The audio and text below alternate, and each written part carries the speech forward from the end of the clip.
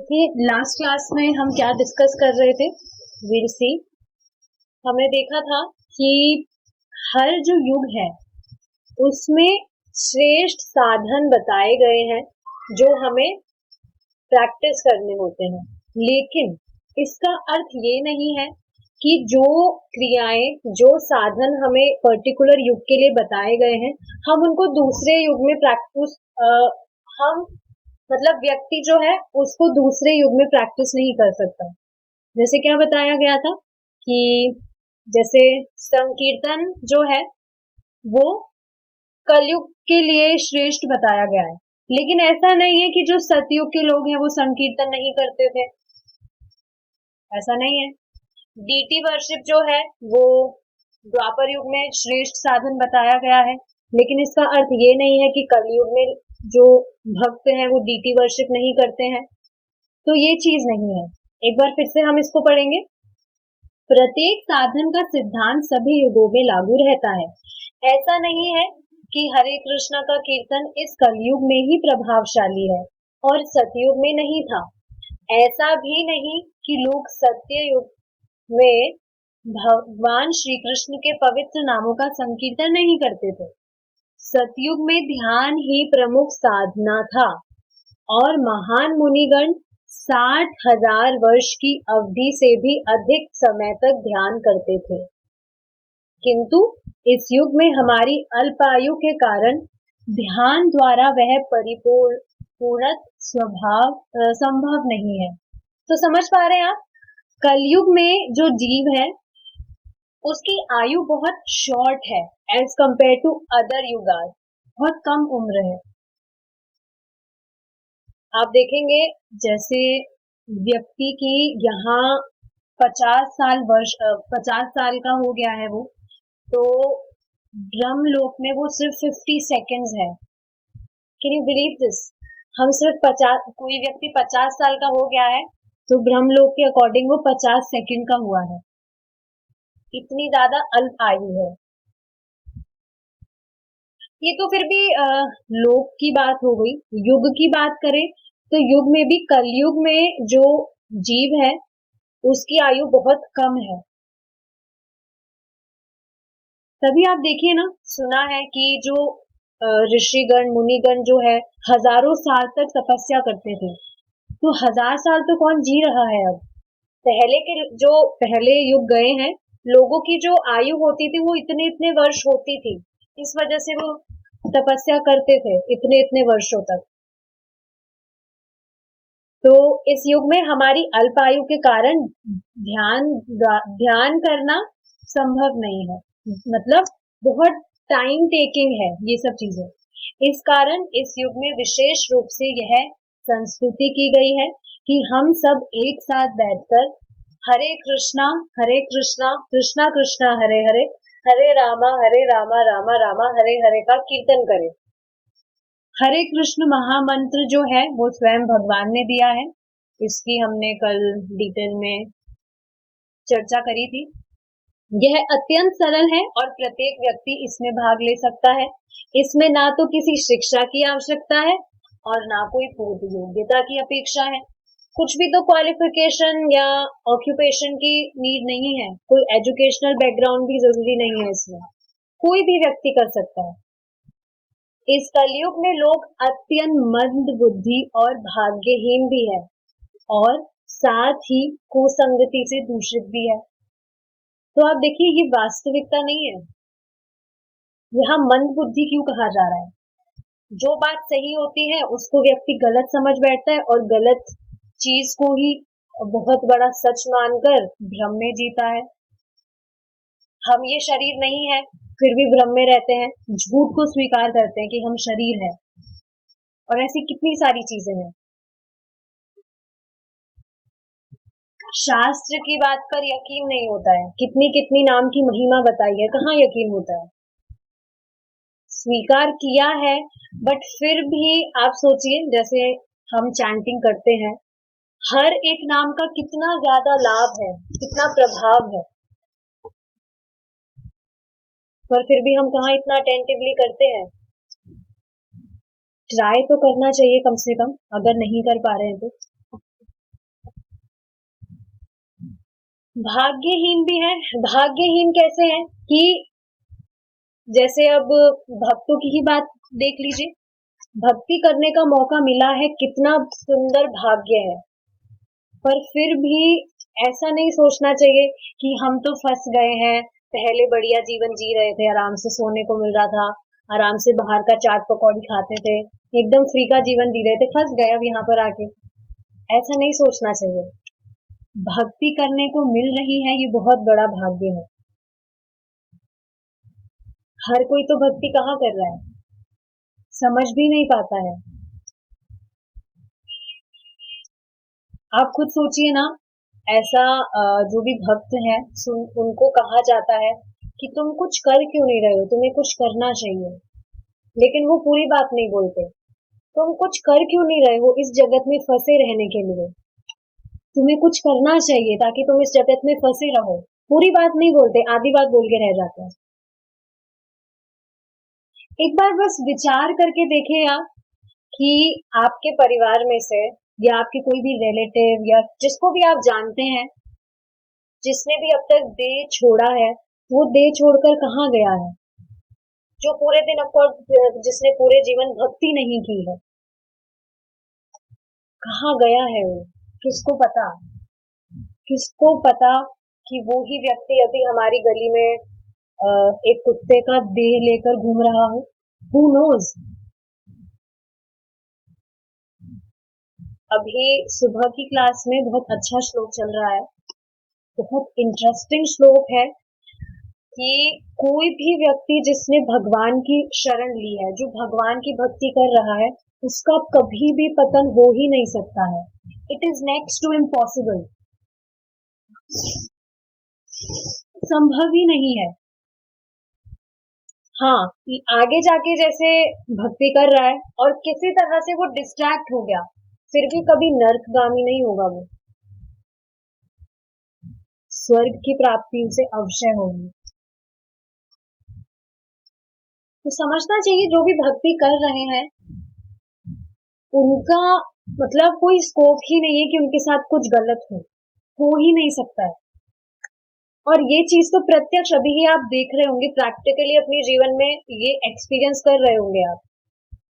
विचार करके देखिए, जब भक्ति नहीं कर रहे थे तब क्या दशा थी, कैसे परेशान, हमेशा फ्रस्ट्रेटेड रहते थे। मुझे तो लिटरली हमेशा डाउट में ही मैं रहती थी, हमेशा डर लगा रहता था कि अरे टाइम निकल रहा है, अब मेरी भी उम्र निकल जाएगी, जल्दी से मेरा भी बुढ़ापा आ जाएगा और फिर मैं भी मर जाऊंगी। हमेशा हर दिन इसी टेंशन में निकलता था मेरा कि जल्दी जल्दी टाइम निकल रहा है, पता नहीं क्या कर रही हूँ क्या नहीं कर रही हूँ। और अब देखिए, जब नॉलेज मिल रहा है, एकदम कुछ टेंशन वाली बात ही नहीं है, क्योंकि पता है भगवान की भक्ति कर रहे हैं, कुछ गलत हो ही नहीं सकता है। Even this just amazing. भक्तों को पता है कि अंधकार में नहीं है भक्त। जो भक्ति नहीं कर रहे उसको ये भी पता नहीं है अंधकार में है या नहीं है। और साथ ही कुसंगति से दूषित भी है। देखिए, ये बहुत बड़ी और इम्पोर्टेंट चीज है, कुसंगति। आप देखिए, जैसे ठीक है, अगर भक्ति की भी बात नहीं करते हैं, नॉर्मल भी अगर हम कुछ काम करते हैं, आप देखेंगे उसके लिए संगत होना जरूरी है, तभी हम उसे लंबे समय तक कर पाते हैं।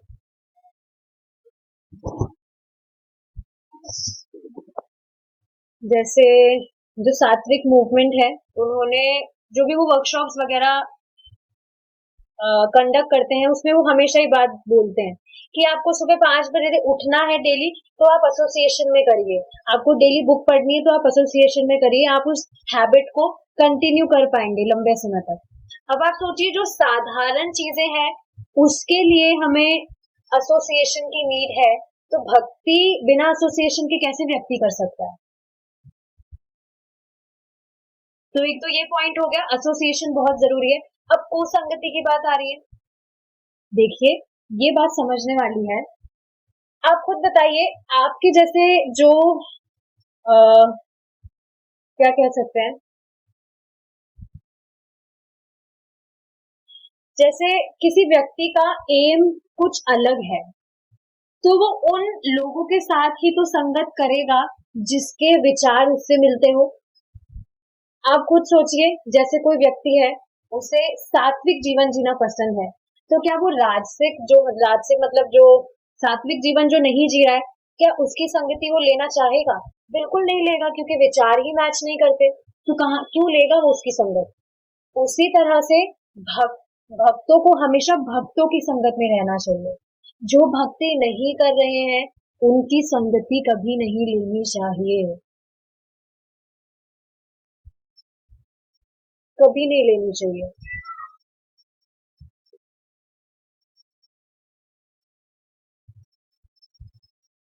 जैसे पता नहीं, बतानी तो चाहिए मुझे ये बात। जैसे कुकिंग का मुझे बहुत शौक है, तो ऐसे ही मैं कुछ रेसिपी देख रही थी, और उस टाइम पे मैं कुछ खा भी रही थी, ऑफ कोर्स प्रसादम।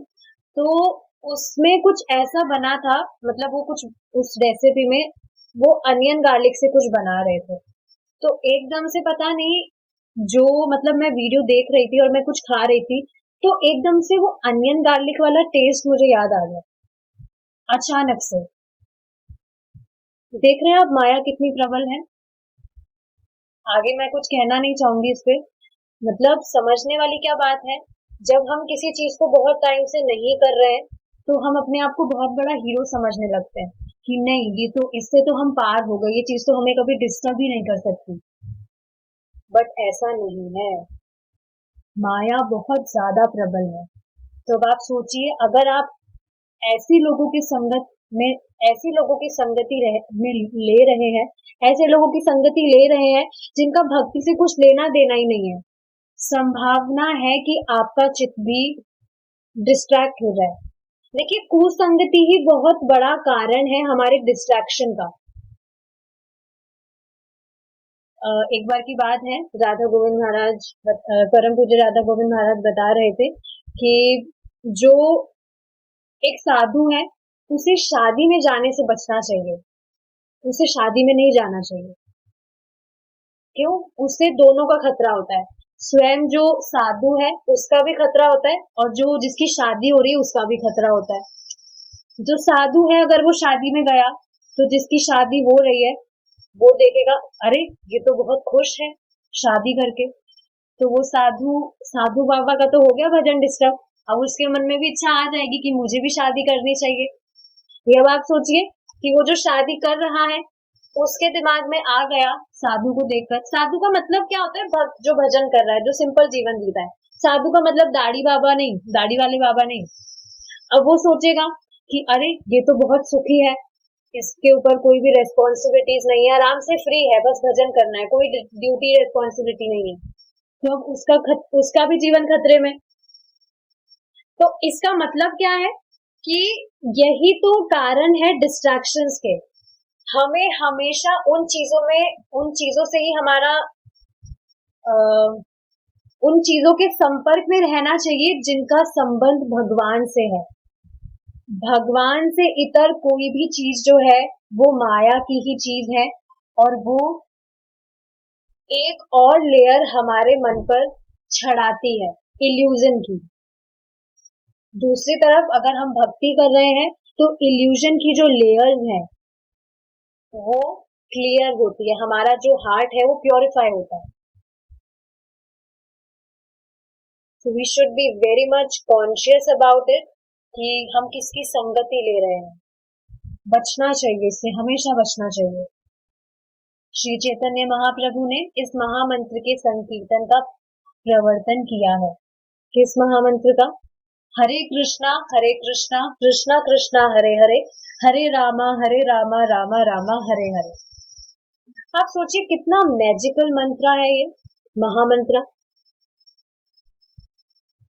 कोई भी व्यक्ति कैसे भी इसका उच्चारण कर रहा है, जैसे रत्नाभूषिता माता जी जो है, वो क्लास लेते लेते भी इसका उच्चारण कर रही हैं। तो देखिए आप, मैंने आपको मना किया था माता जी, एक टाइम पे एक काम करिए आप। एनीवेज, जैसे भी कोई भी कैसे भी नाम ले रहा है, उसके चित्त में परिवर्तन आता है, कैसे भी ले रहा है वो। कितने सारे एग्जाम्पल्स हैं। आप खुद सोचिए, भगवान ने अपने आप को अपने नाम में प्रकाशित कर दिया, पूरी शक्ति डाल दी उसमें। तो कहाँ हम अकेले हैं? जब भी हम अपने आप को अकेला पाए, बस हरे कृष्णा महामंत्र बोलिए, तुरंत कृष्णा आपके साथ है। कृष्णा तो हमेशा ही हमारे साथ है, हमारे हृदय में विराजित है। बट अकेला कहाँ से पाएगा व्यक्ति? भक्त को तो कभी भय होना ही नहीं चाहिए किसी भी चीज का। भगवान खुद व्यक्तिगत रूप से अपने भक्तों का ध्यान रखते हैं, बहुत प्रेम से रखते हैं उन्हें। किसी चीज की चिंता होनी ही नहीं चाहिए। यह मंत्र भगवत प्रेम के प्रचार प्रसार का बड़ा भारी साधन है। बड़ा भारी साधन का मतलब क्या है? बहुत प्रबल है, बहुत पोटेंट है। मैं खुद कभी कभी सोचती हूँ कि क्या चीज दे दी भगवान ने, बिल्कुल सब कुछ चेंज। सोचा भी नहीं था कि ऐसी भी कोई चीज होती है जो बिल्कुल ही लाइफ को ट्रांसफॉर्म कर दे। कभी भी नहीं सोचा था मैंने ऐसा। ऐसा नहीं है कि इस संकीर्तन साधन की संस्कृति केवल कलयुग के लिए ही की गई है। वस्तुतः इसका अनुरोध सभी युगों के लिए किया गया है। सभी युगों में अनेक भक्त हुए हैं जो भगवान नाम कीर्तन द्वारा पूर्ण अवस्था को प्राप्त हुए हैं। एग्जाम्पल कितने हैं? आप देखिए, अजामिल का जो एग्जाम्पल है, अजामिल की जो कहानी है, जो घटना है, उसमें किसी युग का वर्णन नहीं है। ये दिखाता है कि जो भगवान का नाम है वो किसी युग के ऊपर नहीं है। हमेशा से ही किसी भी युग की बात हो, भगवान का जो नाम है वो बहुत प्रबल है, क्योंकि स्वयं भगवान है। यहाँ आप देखते हैं नाम और नामी में भेद होता है, लेकिन भगवान और भगवान के नाम में कोई भेद नहीं है। इस कृष्ण भावनामृत आंदोलन का यही सौंदर्य है। यह केवल किसी एक युग, किसी एक देश या किसी एक वर्ग के लोगों के लिए नहीं है। तो समझ पा रहे हैं आप? ये लिमिटेड नहीं है, किसी लिमिट की, किसी युग के लिए लिमिटेड नहीं है, किसी कंट्री के लिए लिमिटेड नहीं है, या किसी ग्रुप के लिए लिमिटेड नहीं है। सभी लोगों के लिए है ये।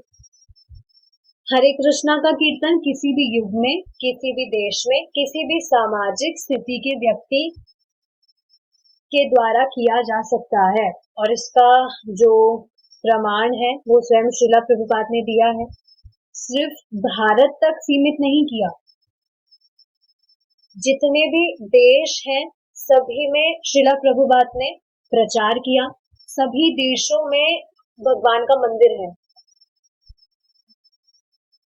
आप खुद सोचिए ना, कितनी सारी चीजें हैं जिसको सुनकर, अगर सच में ध्यान से सिंसियरली सुन के मेडिटेट करे तो बिल्कुल उसकी तो आंखें चमक जाएगी। जैसे इमोजी होता है उसमें डॉलर के साइन आते हैं, वैसे जो व्यक्ति है उसकी आंखें चमक जाएगी कि अरे कितनी शानदार चीज है।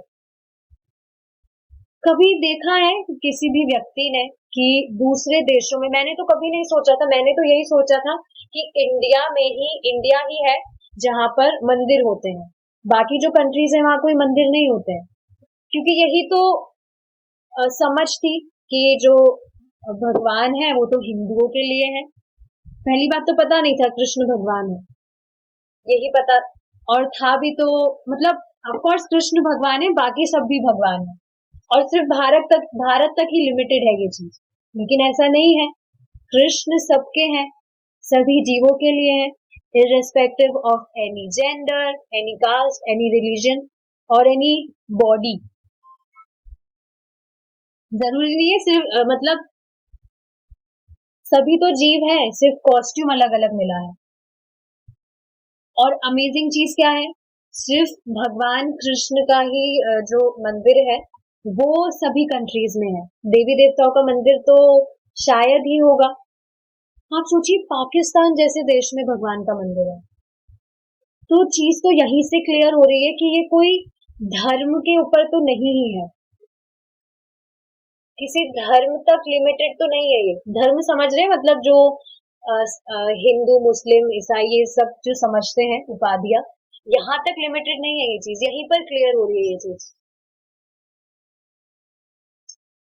क्योंकि कृष्ण सभी युगों, सभी देशों और सभी सामाजिक स्तरों के व्यक्तियों के लिए सर्वोच्च पुरुषोत्तम भगवान है। तो सभी के भगवान है कृष्ण। तो कुछ क्वेश्चन तो नहीं है, हमारा जो ये चैप्टर है ये यहाँ कंप्लीट होता है।